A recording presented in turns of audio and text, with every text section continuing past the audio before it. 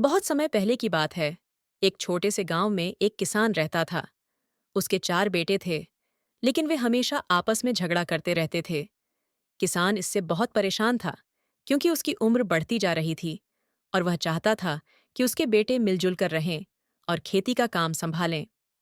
एक दिन किसान ने सोचा कि अपने बेटों को एक सबक सिखाना चाहिए। उसने चारों बेटों को अपने पास बुलाया और कहा। चारों बेटों ने छड़ी को आसानी से तोड़ दिया। किसान ने मुस्कुराते हुए कहा, अब मैं तुम्हें कुछ और दूंगा। उसने एक बंडल में कई लकड़ियां बांधी और चारों बेटों को दिया। अब इसे तोड़ो, किसान ने कहा। चारों बेटों ने बारी बारी से लकड़ियों के बंडल को तोड़ने की कोशिश की, लेकिन वे सफल नहीं हुए। बंडल बहुत मजबूत था और कोई भी उसे नहीं तोड़ सका। देखो, जब तुम सभी एक एक लकड़ी की तरह अलग अलग होते हो तो तुम्हें कोई भी आसानी से तोड़ सकता है। लेकिन जब तुम एक साथ हो इस बंडल की तरह, तो तुम्हें कोई भी नहीं तोड़ सकता।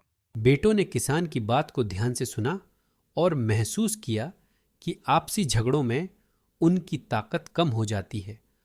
उन्होंने यह भी समझा कि अगर वे एक साथ काम करेंगे तो न केवल वे खुद को सुरक्षित रख पाएंगे, बल्कि अपने परिवार और खेत की भी अच्छी देखभाल कर सकेंगे।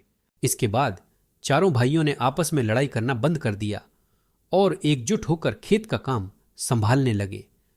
वे सभी मेहनत और समझदारी से काम करते थे और धीरे धीरे उनका परिवार खुशहाल हो गया। गांव में भी उनकी एकता और मेहनत की मिसाल दी जाने लगी।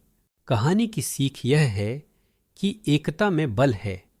जब हम मिलकर काम करते हैं तो हम बड़ी से बड़ी मुश्किलों का सामना कर सकते हैं, लेकिन जब हम अलग अलग होते हैं तो हमारी ताकत कम हो जाती है। इसलिए हमें हमेशा एकजुट रहकर काम करना चाहिए।